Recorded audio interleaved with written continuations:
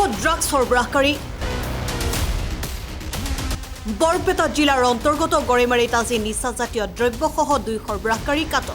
ৰাইজে কৰায়ত্ব কৰি আৰক্ষীক গতাই দিয়ে ধৃত ড্ৰাগছ সৰবৰাহকাৰী 2জন ক্ষুদ্ৰ বামুনগুৰি গাঁৱৰ ছফিকুল ইছলাম আনজন গৰিয়া চটলাৰ শব্দুল আলী বুলি জানিব পৰা গৈছে ঘটনাস্থলীত মাছদিয়া আৰক্ষী আৰু সৰ্থেবাৰী আৰক্ষী উপস্থিত হৈ ড্ৰাগছ সৰবৰাহকাৰীৰ পৰা নিচাজাতীয় দ্ৰব্য আৰু সৰবৰাহকাৰীয়ে ব্যৱহাৰ কৰা AS14 R9 890 পালসাৰ বাইক জব্দ কৰে আজি 6 তাৰিখ দেওবাৰ দিনৰ 12:55 মান হোৱাত তেওঁলোক 2জন ড্ৰাগছ মাফিয়া বুলি সন্দেহযুক্ত হৈ তেওঁলোক পূবফালৰ পৰা পশ্চিমফালে আহি থাকে এখন বাইকত ড্ৰাগছ টেবলেট কিবা কিবি থকা বুলি আমি সন্দেহ কৰি তেওঁক আমি চেকিং কৰাত তেওঁৰ লগত নিচাযুক্ত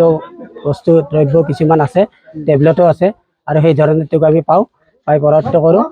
আৰু আমাৰ ৰাইজ গোটেইটো আছে আমাৰ কমিটি আছে সুৰক্ষা বাহিনী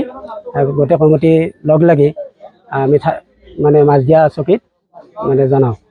তেখেতসকলে আহি আমাক তেওঁলোকক মানে বুজ লয় তেওঁলোকৰ লগত টেবলেট পোৱা গৈছে বেলেগ আৰু কিবা শিখৰ টিখৰ গুটকা পইচা পাতি এই ধৰণৰ কিবা কিবি আছে আৰু যদি কিবা কিবি আছে গোটেইটো পৰৱৰ্তীত ওলাব তেওঁলোকৰ লগত 2জন আছে আৰু জানিব পৰা মতে তেওঁলোকৰ লগত কোনোবা আছে কিন্তু এতিয়ালৈকে ধৰিব পৰা নাছিলোঁ বিক্ৰী কৰে তেওঁলোকৰ ড্ৰাগছ বিক্ৰী কৰি অহা অৱস্থাত পইচা সহকাৰে প্লাছ লগতে টেবলেট নিচাজাতীয় টেবলেট আমি লগত পাওঁ তেওঁলোকৰ ঘৰ আমি জানা মতে একজন গৰিয়া চটলা আৰু আনজন কিবা ক্ষুদ্ৰ বাম্বৰে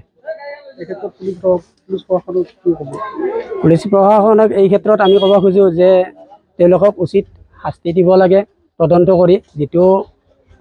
আইনৰ তদন্ত যিটো কৰিব লাগে গোটেইটো কৰি কেনে তেওঁলোকক উচিত শাস্তি দিব লাগে চেঙাৰ পৰা ৰফিকুল হুছেইনৰ ৰিপৰ্ট N24 আছাম।